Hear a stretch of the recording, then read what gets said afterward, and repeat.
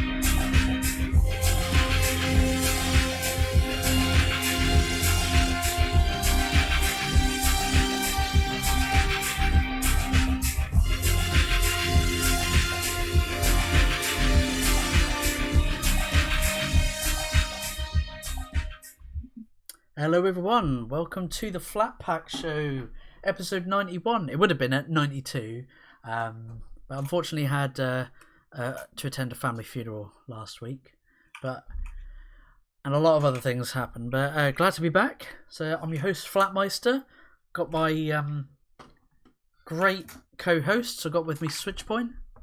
What's up? And we got Nerd Waffle. I'm here. He's here. So today's episode is Kotaku is falling. I think it's quite an apt, like, even though the journalists are all denying it. No, Kotaku's fine. It's not closing. I mean, it might not. I don't know exactly what's happening with this story, but it is possible that maybe it's not. It might be being blown out of proportion, but I guess we'll just have to see what's happening. Well, if you look at the financial records, Kotaku is the one that's like being sold. So what's going on is like the company that owns Kotaku is selling is selling like the shares, not only for Kotaku but like for other things too, and so. And then, like, of course, then there's also the scenario, apparently, like, Gawker also owns Kotaku, and there's talks about, like, them firing certain journos for not sticking to games, and also, like, for invasive ads and stuff like that are on the site, and all that kind of stuff that's kind of going on. Yeah. Yeah, that's it. The game journalists tried to sort of deflect it and blame it on the intrusive, like, autoplay ads and things. Autoplay videos. Yeah, and it's just like, so anyway, where they're losing, there's journos losing their jobs. Part of the like shares are being sold out. Kotaku's like also like not making enough money. It's literally like literally losing money on the side. It's a shit show. So it's like, okay. So of course, what do we have? We have we have them, like, you know, saying, oh well, you know, because of this, Kotaku is technically, if you look at it this way, Kotaku is technically losing money and it is dying. I mean, will it die right away? Maybe not, but like, honestly, I'd say stick to the archives. Don't go to the actual website. Stick to the archives, or have ad blockers on and stuff like that, and let them know that, like, you know, like, honestly, Kotaku is losing money. It's losing journos. It's losing like everything here. Hemorrhaging. It is hemorrhaging. I think I find it funny because like some of them are also like on damage control right now. Like Jason Schreier is just like, for those people complaining, like, Kotaku's fine, it's doing alright. Yeah, didn't he say like the alt-right chuds or something? I'm like, oh my god. You think like, everyone's alt-right chuds. And just so you know, I do know how to code. Like No one asked. Well, no, because what it is the running joke was, yeah, I know, like, journalists used to tell people how to code, and like to learn how to code. And, like, oh come on, yeah, like, it's so stupid. And But it's still, like, no one asked. yeah, like No one cares. also, I love like the pre-assumption, like you're all like everyone who wants Kotaku to die is clearly alt-right, and I'm like, no, like like Kotaku, you've literally lost money because people don't even go there anymore because you're literally not journalism anymore. You're just like hell. Like I've seen some stupid shit like, oh well, I'd like to discuss like my the the problem that I have with like not enough like I played a video game and realized that the existential crisis yada yada yada of this, and it's just like, what does that have to do with the video game though? Nothing, but like it bothers me and I need to talk about it. Like, oh my fucking god, shut the fuck up. I'm here for fucking video games. Like like, um like when somebody's like there to talk about like the video game and you're like, oh yeah, but see, I just don't like playing video games because they're too hard. I'm like, well then what are you fucking doing on a video game website talking about video games? There are plenty of video games that do offer different difficulty levels too. So why not go to those ones if it's like that's the thing is I make it apparently clear that I am picky when it comes to video games because I like a certain video game and I don't go try to play games that I don't like and that I don't think I'll like. And maybe sometimes I'll try them, but then if I don't like them, I'll just stop playing them. And that should be a normal response for people. If you don't like the game, don't play it. Okay, like we're seeing articles not from like only Kotaku, like from other places though, where their argument isn't like not only is the video game hard, it's oh well the video game is like I find playing video games a chore. Like Then don't play it. yeah, like it's just like these are people who clearly don't like who took a journalism degree or even if they didn't take a journalism degree wanted to get into journalism but don't actually care about like the topic they're doing journalism for. They don't care about like they don't care about video games. This is just where they ended up, and so now they decide that they're going to try to shift the topic to what they want it to be about instead of like actually just trying to like do the thing that they wanted to do on the side or try to get like a business position in that area anyway. And instead, like I can name tons of people who would rather have the positions that these people have. Everybody. Like pretty much. How would you like to sit home and play video games and get paid to write about video games, especially if you put in the amount of effort that they do, or at least how it looks like? And maybe they put more effort than we think, but at least the way it is presented looks like they pretty much just ranted about the same old thing while they played video games all day, and are getting paid for it. Yeah. I mean, this started. What was the website? Deadspin. Now, apparently, that website is a sports news outlet, and you were saying about how they're trying to distract from this and blame it on the intrusive ads and such. What it was, there was this journalist at Deadspin that refused, against his boss's orders, to stick to sport. Stick to writing articles about sport because you're a journalist for a sports website, and instead he refused, and he was writing stupid articles about, oh, look at these 3 dogs I met or something, and there was other articles that were nothing to do with sport, and again sort of pushing like, oh, Orange Man bad, this, that, and the other. And I just happened to come across this tweet on my timeline. This Mecha Gajin Kaiju has said, what you are worth. They intentionally destroyed their profitability to push politics. And here he subtweeted this other person saying $50,000. Like, what the hell? And they've screen capped 4. So there's one here by the man himself, Jason Schreier. He said, there's a widespread belief based on truth that game journalists don't get paid much, with a link to a Reset Era thread. If you work for a game site and want to get paid what you're worth, unionize. Kotaku's salary minimum for full-time writers is $50,000. So here's my concern. Like that's minimum. My concern is okay, if your salary is 50,000, you're getting paid pretty good. Secondly, um, like a lot of them are like really stupid articles, such as um, Like this. oh, like there's a disability slur in like a thong in like Yep, Smash Brothers. that was just Like there. Yeah. no, yeah, like fuck you, man.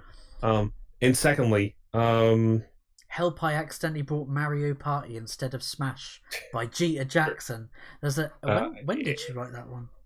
secondly, what about the people who want to be freelance like reporters? I mean, you do realize you ruin like their options if they have to go and unionize. Like, what are the rules of this union? Because if you're unionized, you may not be allowed to like write for specific groups or like news report outlets if you are part of a union, and therefore like not actually diversify your writing like your writing degree because you're stuck within specific circles and stuff like that. You know that, right? Yeah. Like you do realize that is actually like potentially pigeonholing a writer to a specific you know, like to a specific like that's pigeonholing you to like a specific group, you know what I mean? Yeah. um like There's another. it like I'm sorry. It's one of those things where it's like I'm not saying unions are bad. Like there are No. scenarios where they work, but it's one of those things where if you miss if it's miss like it, by forcing it on like this and trying to force it on this way, you could potentially cause problems. You know what I mean? Yeah. Mm. Yeah, and as someone who comes from a family of the trades and am in the trades, um, unions have, and I've studied it too. I've studied the trades and unions and stuff like that. Um, Unions have its pros and cons, just like the other one. They're not bad. They're not good. They're just different. In some circumstances, they can help the employees of a certain position, of a certain job. But the thing is that they can also, like, I know that there was a, when I was in doing film stuff, I know there was a film union that if I had joined, I wouldn't be able to act in in my friend's little short video. I wouldn't be able to act in uh, a like a family member. Say if my nephew decided he wanted to make a film or something like that. If he wanted me in the film, being part of this union, he would have had to give me craft services, which is a whole table full of food to keep me fed all the time, a whole bunch of over the top things, or I could get fined and my nephew could get fined. So sometimes unions are good and sometimes they're bad. I find that they don't seem to work well in the arts. I think that if you are going to look at something like that, maybe look at a different way to restructure things so that they're more fair to the employees in the arts field. But I don't think maybe in the arts field a union is a way to go. Like yeah, it's just I don't know. It's kind of hard to say because like there's a lot of aspects to it and you have to like look into, and it's like I'm not saying like I'm not like 'cause, again Yeah. like I'm not saying it's a bad thing or a good thing. No. I'm pointing out like to immediately, especially with like these companies that are supposed to be like these journalist groups that are supposed to be freelance. Like Kotaku was originally supposed to be freelance, from what I understand, and Yeah. maybe I'm wrong. Maybe it isn't, but like it looks like it is because like a lot of people who write for Kotaku also write for like Jezebel and also write for like IGN and also write for like so they're different groups that they also write for, um, and they get paid like per these articles for each one. So you're already a freelance writer and working for freelance groups. So as soon as you unionize, you may not be allowed to work at any of those other groups because like then that would be considered working for the competition. You know what I mean? Yes. And that Um, in of itself creates a problem. You know? not necessarily, but it can be. Like I know in a lot of trade unions, the way it works is that you're in the union, and when a job comes up, you're assigned to that job, and they have to treat you right, and then it sort of cycles through the list and stuff like that. But like that really depends on like the union rules too, right? Like, Yeah, uh, but you can also get pigeonholed too, where you have, where even though if there is a union, it doesn't necessarily mean everybody working is in the union. Like right now, I'll say I'm yeah, not unionized. I really like my employer, but I can't go and do unionized work. The same thing as if I was in a union, then I wouldn't be, then the jobs like the freelance jobs and stuff like that, I wouldn't be able to go and do. So it's kind of like one of those things where you have to really make up your mind with. It's not you get the best of both worlds. It becomes more of a personal preference in I like to be in a union or I don't like to be in a union. But yeah, it's not like a better thing. It's kind of just a similar. It's just a different thing. And Yeah, I don't think that's what they understand. You know. Yeah. Like, like, well, yeah, no, I don't think they understand that. Like, I think the people, like, they look at it as like this is like a fix all scenario. Like that's all they ever look for. They only look for fix all scenarios when it comes to these kind of things. And I'm like, that's not the proper way to look at these things. You should never like look at them as, oh, this fixes everything. Like this fixes everything scenario, like, because it's never going to. Uh, there's positives and negatives to like all these things you look at now. And I would definitely like to see, again, I would definitely like to see like more regulations or something. Or... maybe not more regulations. I would definitely like to see like what I'd like to see is if they really want these journalists to, like, not get like canned and stuff like that, they really should be trying to like cater to the audiences that these sites are trying to get. And if they like if these sites don't want, like, if Kotaku doesn't want to be a games website, like, rebranding Kotaku's going to be a problem, especially since you try to brand yourself. When you started the site, it was supposed to be a game site, right? So like you rebranding something doesn't happen overnight, and that's the problem. You're looking at like trying to rebrand Kotaku as like a political site, or as like a, I guess, like a slice of life site or something. And I was like, well, okay, here's the problem with that. You can't do that when it's already branded as a game site.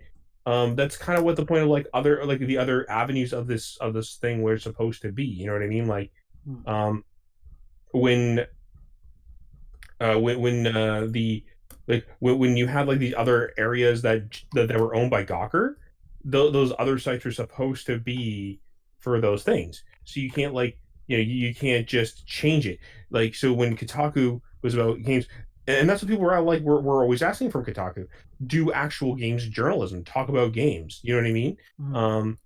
And it's like, no, it's like, we don't want to talk about games. It's like, no, you should be, because that's what your site's supposed to be about. If you're not supposed to be talking about games, go speak to Gawker or wherever your boss is, and see about getting transferred over to one of the other areas. Then, So, like what you're saying, like, to put it in a metaphorical sense, is say you bought a pie, and the person's like, "Yep, this is an apple pie," and you're like, "Oh, awesome! I love apple pie. I'm gonna buy this apple pie because I like apple pie." And when I bite into this apple pie, I'm gonna eat. It's gonna taste like apple pie. It might be a variant of an apple pie, like maybe they added cinnamon, maybe they added sugar, whatever. But and then they give you the pie, and then you cut into it, and then you eat it, and it's like, oh, this is like a meat pie. Well, yeah, like, let's say, like, they tell you it's an apple pie. I'm like, this is okay, but I was expecting an apple pie when I bought it. I might have made a different decision to buy it or not based on what was inside this. And that's what a lot of not just game industries, but like any nerd culture industries are going through right now, is like they're trying to sell meat pie by telling you it's apple pie. Well, I mean, yeah, that's definitely part of it. I mean, the other concern is that even if, let's say, it's meat pie, then maybe they're not even good at doing that. Like, maybe it's, again, like, I don't know, like, even if you're trying to, like, most of the people who like read these articles are reading them for to make jokes on the internet. Like, literally, most of them are like, most of these articles are usually read by like YouTubers who literally just read them to mock them because of how bad they are. Like, you know what I mean? Like, I think you, at that point, you need to then like point out, well, okay, why are people laughing at these articles? Maybe we can fix that. You know what I mean? Like, no, but instead you're like, no, we'll just keep doing what we're doing, and it's like, I wonder why we're losing audience. There are some not. There are exceptions to that. Like, I've read some fairly decent articles on Kotaku, but like the majority of it and the major things are really just things that I don't understand why they're an article. They are jokes, you know. I'm not saying Kotaku is like devoid of like Yeah, decent content. Like I'm saying like but most of those the you time, don't see that a lot of the good content. That sort of like just sinks down, and they sort of promote the like more. when 90% of your content is crap though, like you have to Yeah, ask yourself why. Mm. You know what I mean? Like exactly. you like at the point of the point of the nature isn't like whether or not it's like whether or Yeah, not there's some good or bad in there. It's how much of it is trash. yeah, like how much of it is trash and needs to be either like removed or changed up to be something more appealing to the user audience that you're trying to get. You know what I mean? Like Yeah. um If you have a flower, if you have like one flower in a trash pile, it's still a trash pile. yeah.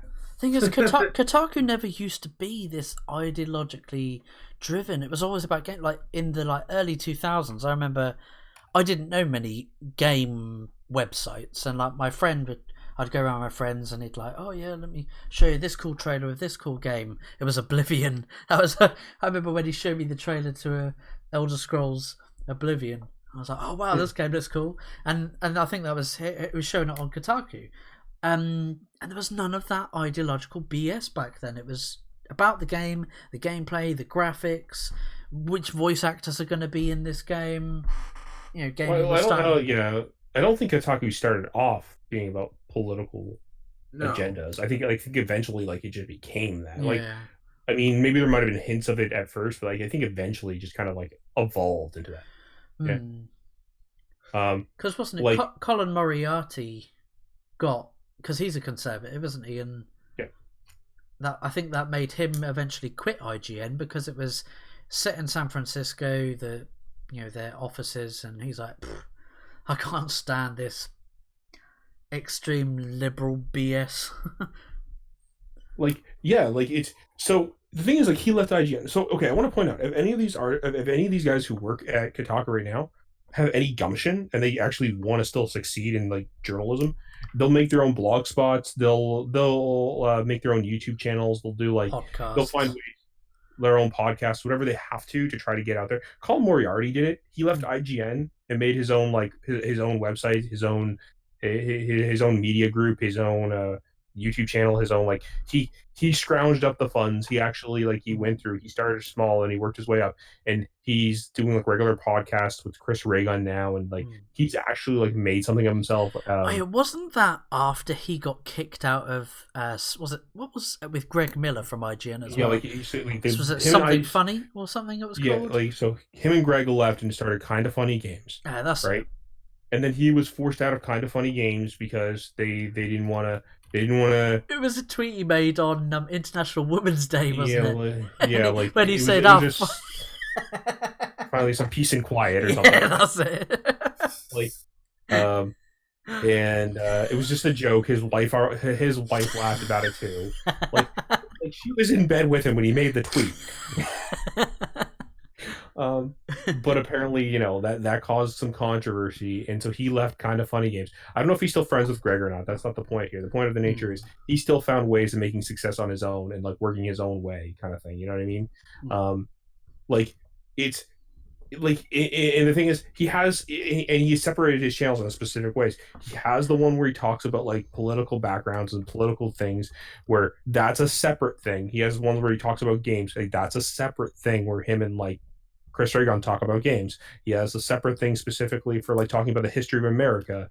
Like he has these different like little things, and he keeps them separate so that they can be talked about. So that if people are interested in one of those things, like they can just subscribe to that specific avenue without being berated by like, if you don't want politics, don't subscribe to the politics. Subscribe to the gaming stuff. You just want gaming. You know what I mean? Oh, if you want to learn about the history of America, subscribe to the History of America channel that I do. You know what I mean? Yeah. He knows how to like cater to those audience members by doing like these different things, and I think that's really smart of him to do that, because like he took his lessons from like what he knew worked and didn't work from back when he worked at IGN and when he worked at Kind of Funny Games, and he said, okay, well, what worked, what didn't work, and is there avenues that I could explore in these areas? You know what I mean? Yeah. And then he tailored to his audience in those ways. You know what I mean? That's why he's successful today. Like he's offering multiple avenues for them to jump into. Whether if they're interested in one thing, they can go that one area. If they're interested in something else, they can go to another area, and not feel like he's not feel like he's trying to berate them with something else that they don't want to see in one of those other areas. You know what I mean? Yeah. Like it's he knows where the divisions need to be, and he keeps those divisions there. You know what I mean? Like that's proper marketing. That's properly getting your people and your audience on board. Like he knows what he's doing. Yeah. And I think that's kind of what if anybody in those like in these industries right now, and I'm saying this right now, like anybody who's in Kotaku who is actually a good journalist, who's or like a good blogger or good whatever you are good at, you'll take a lesson from what Colin Moriarty did, and you'll actually like learn from it, and you'll actually try to you'll try to like use that same method he did to become good yourself, to find audience yourself. And if you can't do that, then you probably already peaked, and you were not actually interested in this, and you were actually just hoping for an easy trek under somebody else. Well, that's the thing, is that you really like, we hear about things where it's like the industries, like whatever creative industry you're in, is oversaturated. We hear this, there are no good ideas or new ideas or whatever. But the thing is that all of this stuff, the thing you really have to do these days, and it's hard for me to tell myself this too, and it's hard for people to hear it, is really you have to be into whatever you're doing, whatever it be, writing or podcast or YouTube or comics or games or whatever. You have to be into it because you want to be into it, and because you enjoy doing it, not for fame, not for jobs, not for money, not for fame, not for anything other than you have something you want to share, and you enjoy doing it, and hope that you succeed and hope that you grow and that sort of thing. But you really, at the end of the day, have to be into this because you enjoy doing it, and that's all there is to it, right? I mean, yeah, if you don't enjoy doing it, there's no reason for you not like. There's no reason for you to like be doing it. I mean, like, and at the same time, like you also should be, you should also be willing to like put forward the effort into like making sure that your content, like to knowing so much about your content, like to be in the forefront of that content. Like if you know, like as an example, like okay, so like take a look at like somebody like Civi11 and like G-Man, the gamers, the guys who do like first person shooters on YouTube right now. Like their main goal 100% was, that they wanted to study like first person shooters throughout the ages. So that means like old first person shooters, new ones, like even like anywhere in between that, like and like not just like only the like not the popular stuff only, like not like just Call of Duties and Dooms and stuff like that. Like these guys like look at games such as like the side games, and they look at like Sin, and they look at they look at like tons of games you may have never heard of. You know what I mean? And like this is that in of itself is important, because what that means is that then they can cater to that audience of people who are into first person shooters.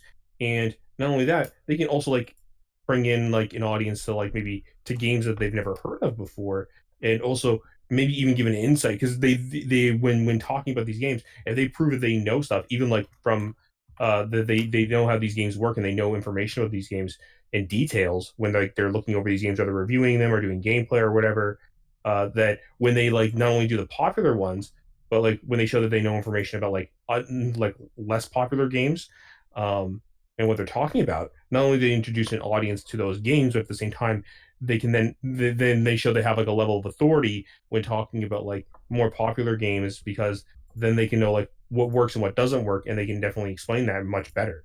You know what I mean? Yeah. And that's why in the first person like community, when it comes to like first person shooters, that's why these guys are more recognized as like people to be trustworthy of, because like they actually they when they speak, they actually speak in with not only a level of authority, but they speak with a level of clear understanding of the product that they're talking about, and also like giving you good hints so that if you ever want to play these games, you know what to do in these scenarios yourself as well.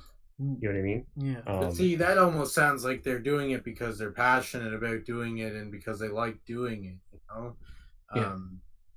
they took something that they love doing, and I'm sure, like everybody, they set out like, "Oh, I hope it succeeds."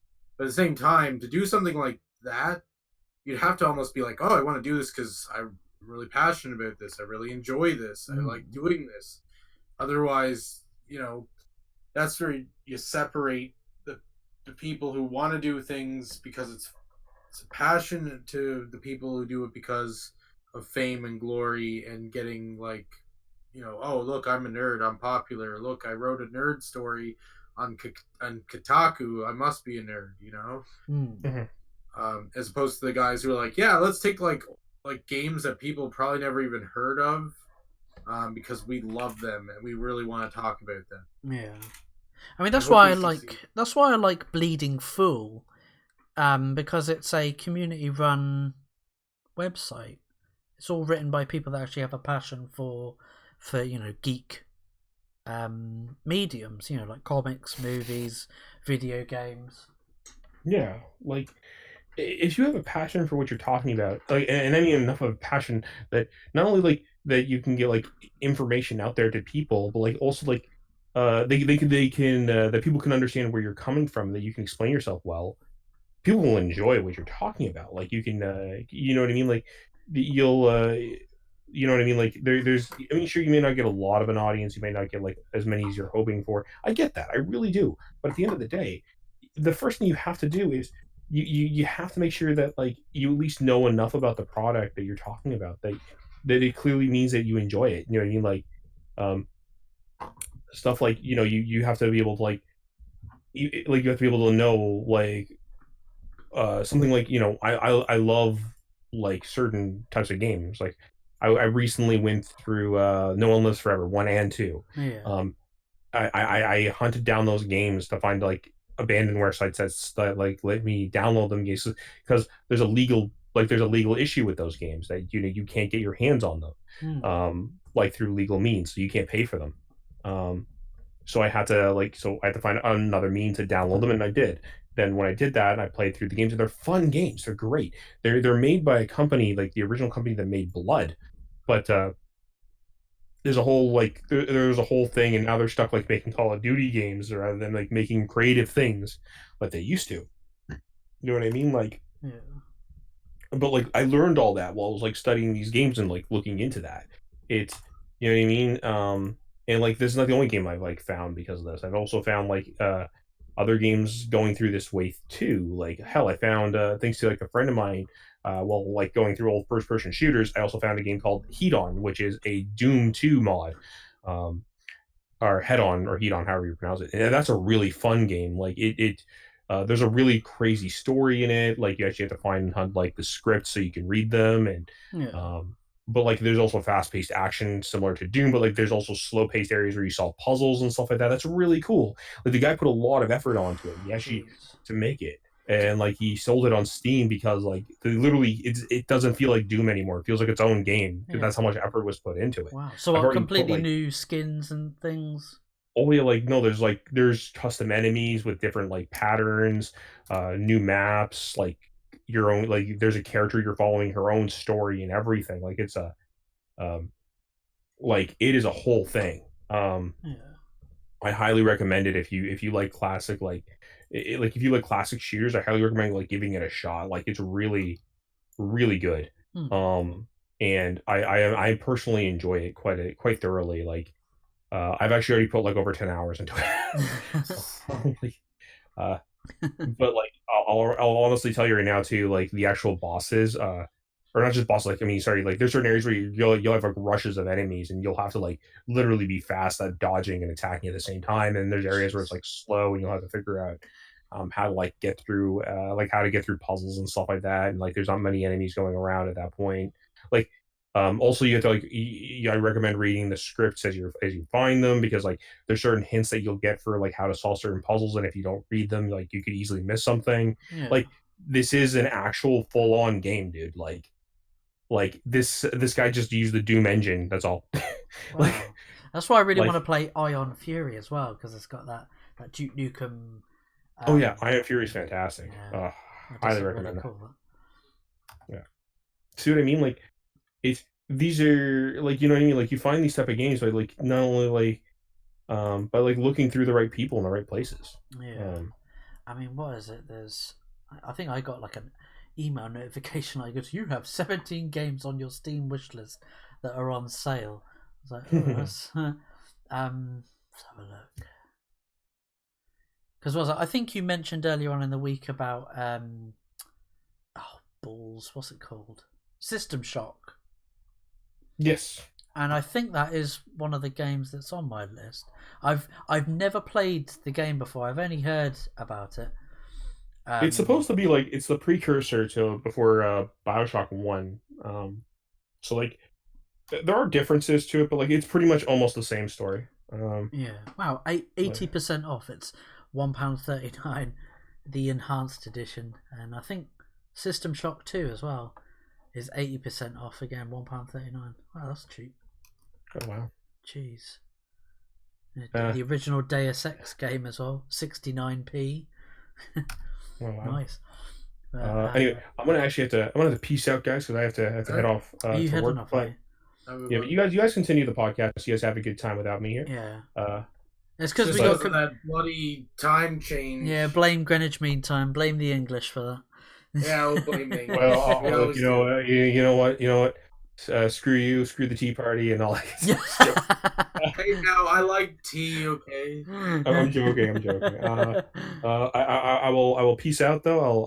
I'll have a good one. I also want to point out on a plus side, Death Stranding is now multi-plat, so that's cool. And I mean, I don't know if I was actually planning to get it or not. I'm not the biggest Kojima guy, but you know what? More gamers can enjoy the game on their preferred platform, and I think that's awesome. So, peace out, guys, and have a good one. Yeah, take it easy, Switch. Thanks for joining. I think Death Stranding's coming to PC as well, isn't it? I believe. Yeah.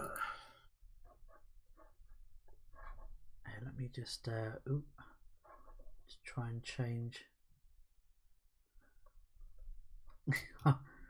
People will just have to accept that bit. I got part. It says, sorry, OBS has, because Switch has left. It's like Discord has like captured the bit that says part or party 1 is captured. Yeah. Yeah. I don't know. Oh, go on. What are you saying? No, sorry. Go on. I was gonna say here, and I'll show you the link. So I was having this argument just earlier on this evening. I think I was saying this to Switch off air just prior. It was a tweet by Brandon Orselli, and he's like, "Dude, if you don't get a review copy, you just move on. If you've been declined a review copy." I'll bring it up on. Sorry, here we go. So yeah, Dan, I got into a throwdown with executive editor of IGN, executive editor of reviews, Dan Stapleton.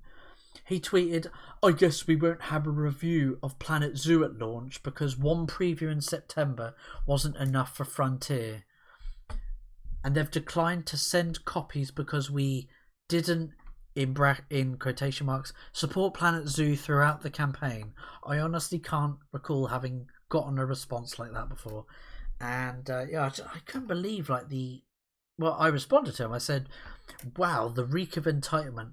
Not a great look bashing and shaming a company for not sending you a free review copy, except that they've not sent you one. Maybe game companies know it's more profitable to use YouTubers and streamers and that actually have a passion for games and product." Well, that's the thing is you said too where was it he even said like, well, they've only decided to do stuff for the people who support. We didn't support it all the way through, so it's like, then why the fuck would they give you a copy? Like, I'm sorry, but like, they're looking to get people who are supporting them, not people who are going to bitch about them. I'm not. Maybe he might have not. Maybe he would have. But they're looking for people who flat out have been supporting them from the beginning. That's what most people do. Unfortunately, like if someone didn't support him all the way through, and he was giving out a free copy of a game, and the person was just like, oh, but I liked the post, I should get a free copy. I'm sure he wouldn't be like, oh yeah, you get a free copy then. Like I don't know. It's stupid. He responded back when he said, "Sigh, the fact that you guys think I care about the cost of a game blinds you to the actual problem here." And so I said, then buy it. So I think I was trying to get a bit under his skin by kind of repeating lines from his prior tweets back at him. I said, I'm saying your entitlement in thinking you should be given free review copies is the actual problem. YouTubers like Angry Joe pay for games with their own cash, then review them for their audience to inform them of the game's content and worth. You shouldn't be shaming devs. I think I then followed that up with another tweet that said sigh. Yeah. So sigh, just on its own.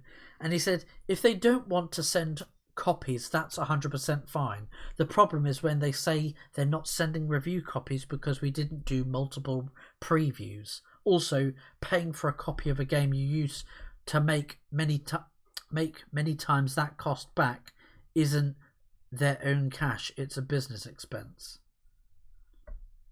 Not always.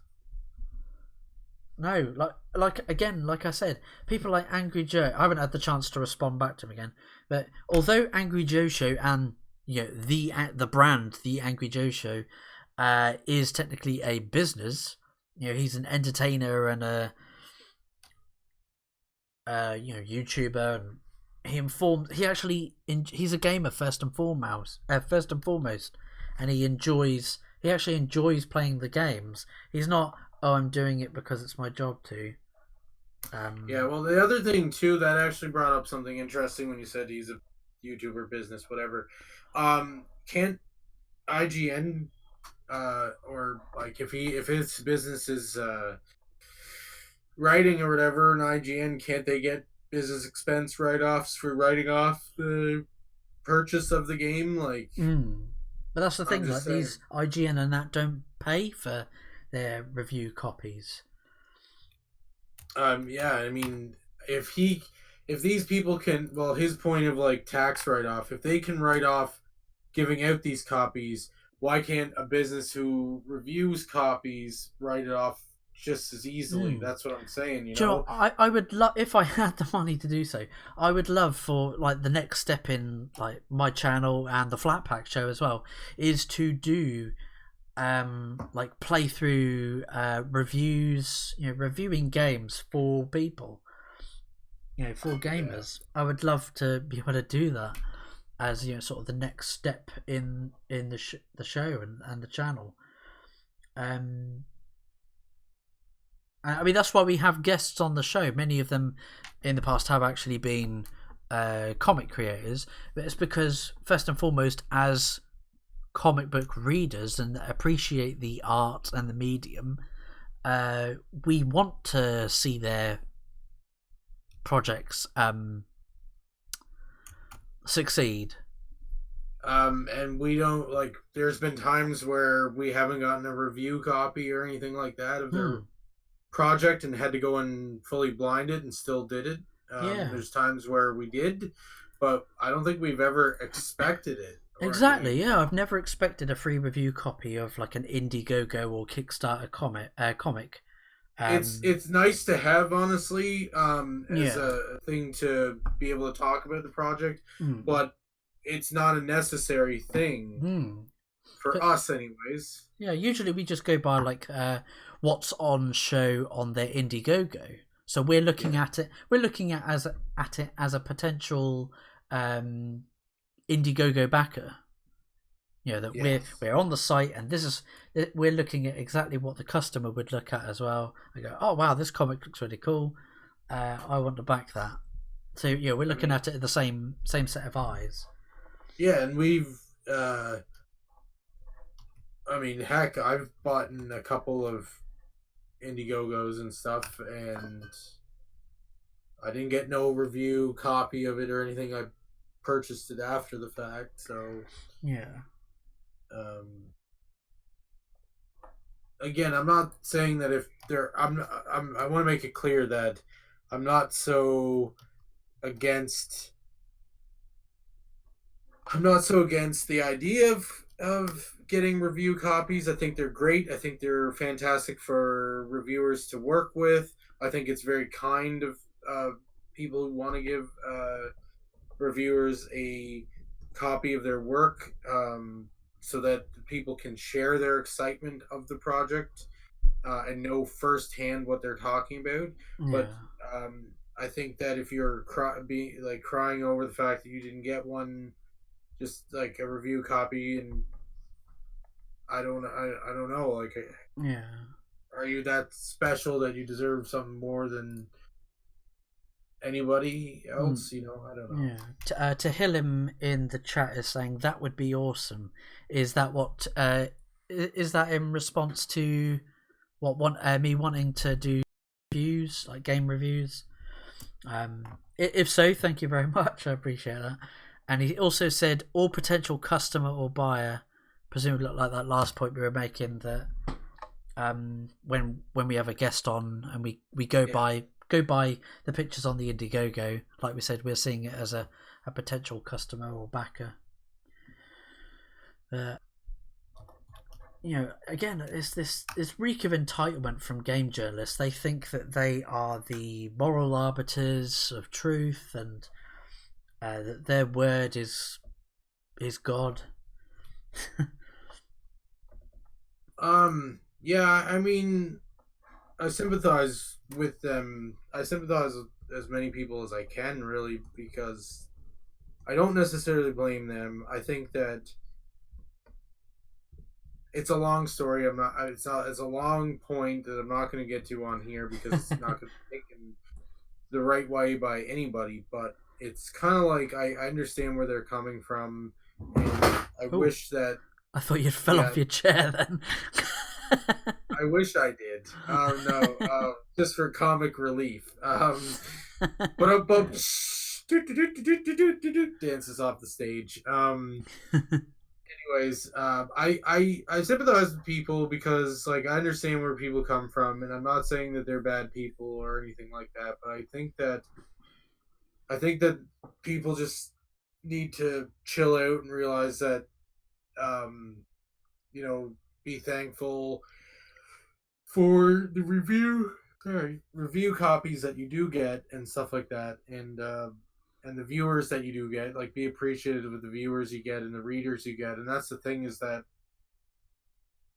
it seems like a lot of these people only complain when they don't get the viewership they're looking for, the money they're looking for, or they didn't get a free game that somebody else got, and then they start complaining about it. And it's like, yeah, well, you know what? There's a lot of people that don't have those viewership. There's a lot of people that don't have that kind of money. There's a lot of people that don't get free games, that put their own money into it, that do it because they really enjoy doing it. And you can't come back and say, yeah, I really enjoy doing this. Now I'm going to get angry because I had to pay for one thing, or I'm not going to pay for it because I had to pay for it. Which is fine. If you don't want to buy it, don't buy it, but don't start going on like, oh, I'm not going to do a review. Just don't do the review. Why do you have to go on the soapbox and start saying, oh, I'm not going to write a review because this person was a bad person because they are supporting the people who support them instead of people Exactly. Well, look at, journalists in general have always been an enemy of the people. They, do anything for a story. I mean, look how easy it has been for journalists to try and smear get indie game developers.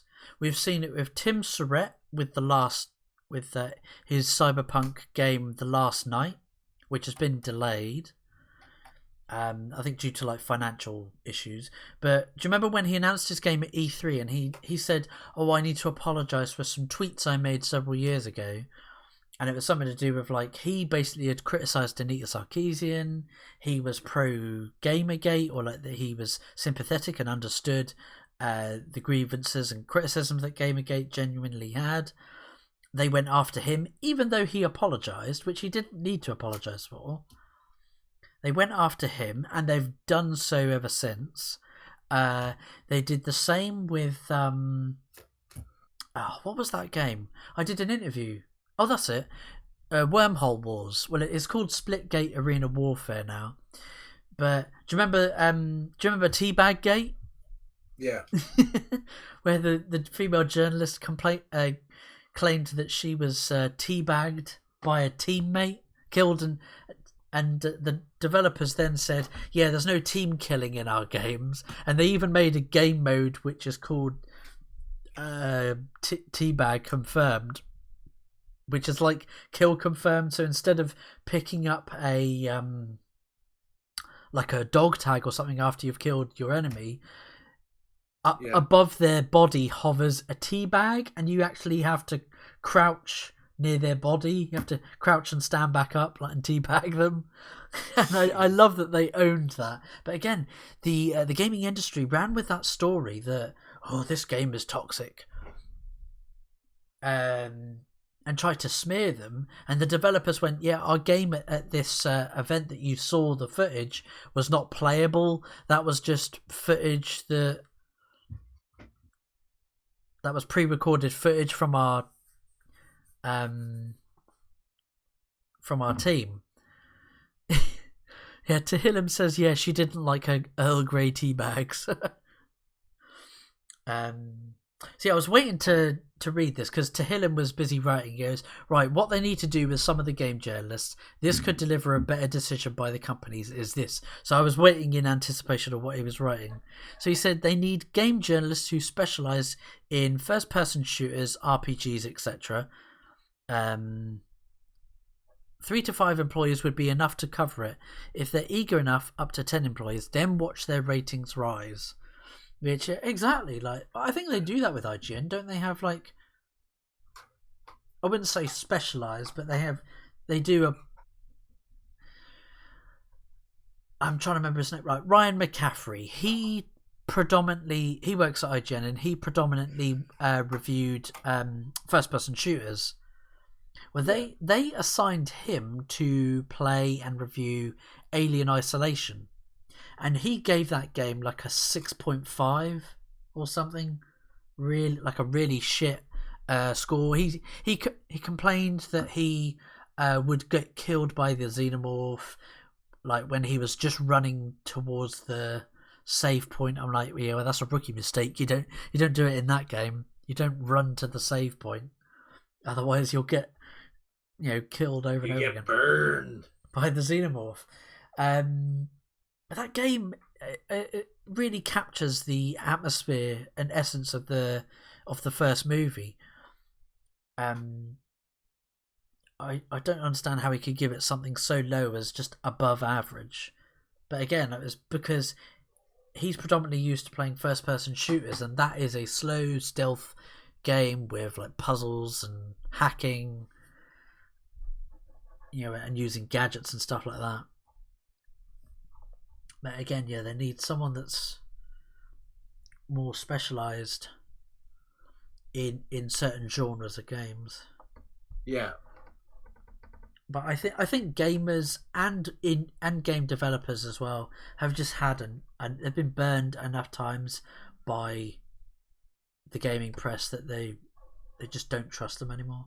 I mean, it's happening in everything, like movie industry and stuff like that too, and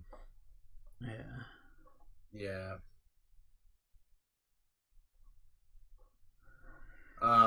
The movie industry is is just getting crazy. Like,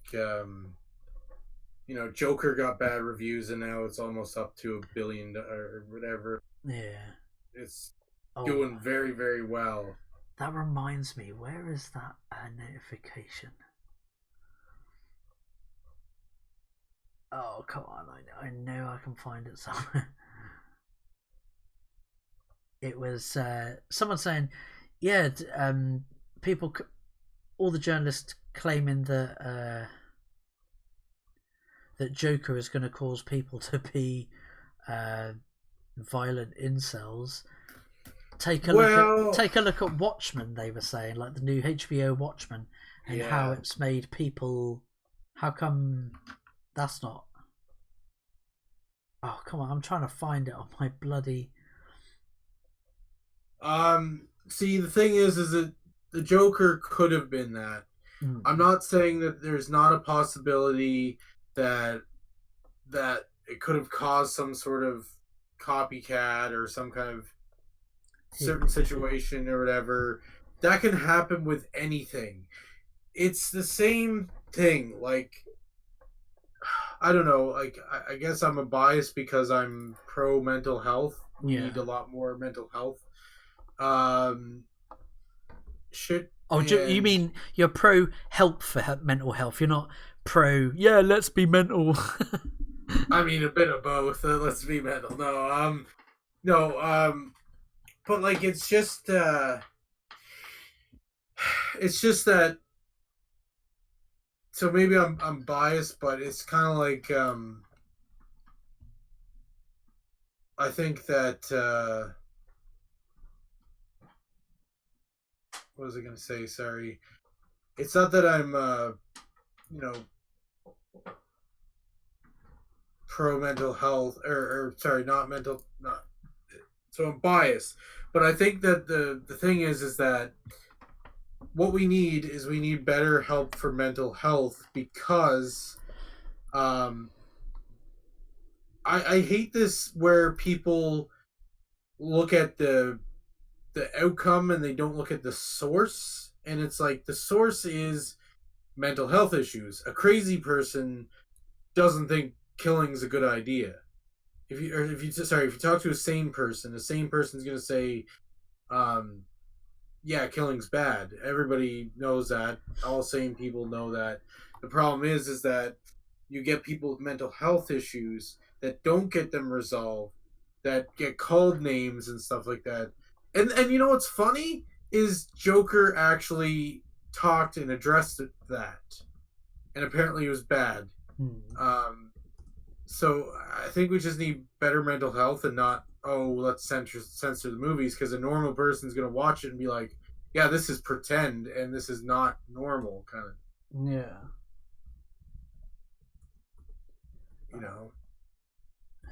But I managed to find the tweet that I was talking about.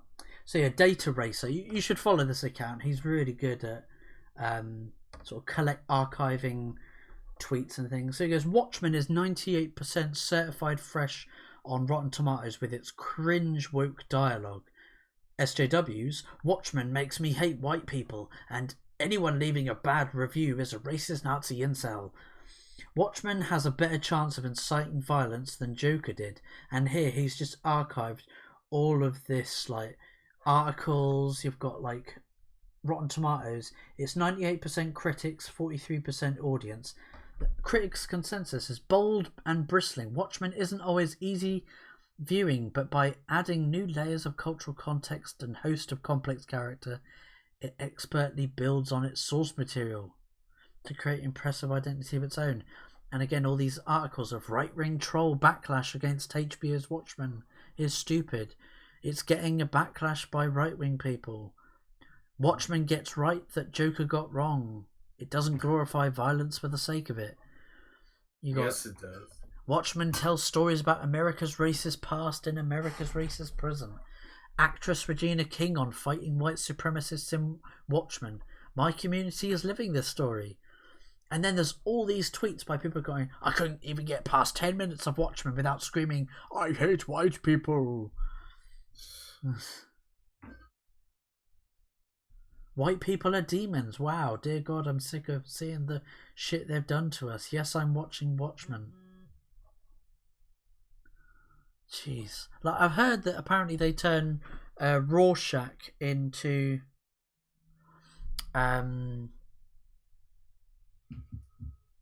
like all his followers are like white supremacists or something. So this takes place after Watchmen, or yeah, it takes place after the movie. Yeah, weird. I don't know.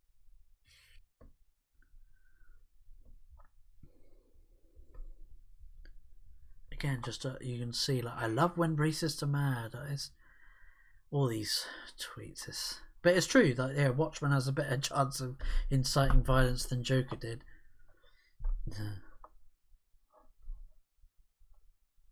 Again, it's not Watchmen that's doing it. It's the fact that there's crazy people, that are taking this way too far when they say, "Oh, I hate white people," stuff like that. Yeah. You shouldn't hate people based on their skin, the color of their skin, and if they haven't learned that from great people like Martin Luther King and stuff like that. Yeah.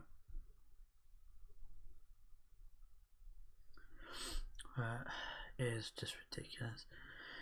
I mean, we've come up to about the hour mark to sort of wrap up. A big thank you to Hillam, who joined us on this particular episode.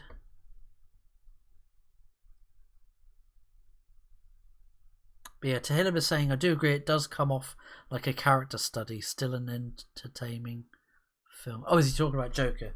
I see. Yeah, yeah, big thanks to Tahillam for dropping by, man. Again, don't forget the Flat Pack show is every Wednesdays, 11 PM GMT. That's about 6 PM Eastern. I know we got the times a bit wrong today because of Daylight savings. Daylight savings time, yeah. So we've already gone back an hour over here in the UK. It should be fairly normal next week because we roll the clocks back this weekend. Yeah. I believe.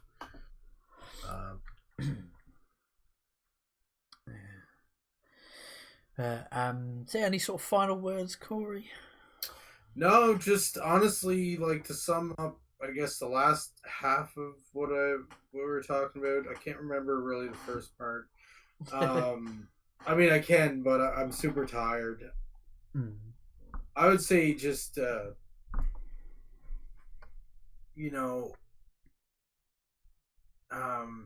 mental health is important. It's super important, even if people don't think it is important. I think that's the source of a lot of our problems, and I think that we just need better mental health in the world instead of attacking each other and being like, "Oh, I hate white people," or "I hate whatever." The Joker movie's gonna cause people to copycat. I love that the only thing people have been copying from the Joker movie is dancing on the stairs. Yeah. Joker stairs.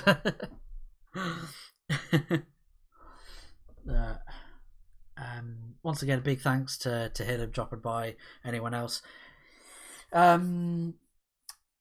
Not sure what we've got planned for next week. It's hibernation time. Winter's coming, and winter's coming. We'll get a bit sluggish in the head. And obviously we're coming up to our 2-year anniversary for the Flat Pack show. Yes. So if you got any ideas, people at home, for if you'd like the Flat Pack to do for our anniversary, I'll have to have a look on my channel to see when the exact date is. We'll have to do something like something special or something like that. I don't know, play some video games, review it or something. Yeah. Especially with it coming up to be the 100th episode as well. Maybe we're episode 91. But once again, big thanks to everyone that's tuned in. So it's been Switchpoint, who's just gone. It's been me, Flattmeister, and it's been Nerd Waffle. Yeah. Yeah, sorry, dude. Go on. Keep it twisty. So, yeah, like I said, we'll catch you in the next episode. Take it easy, everyone. Bye.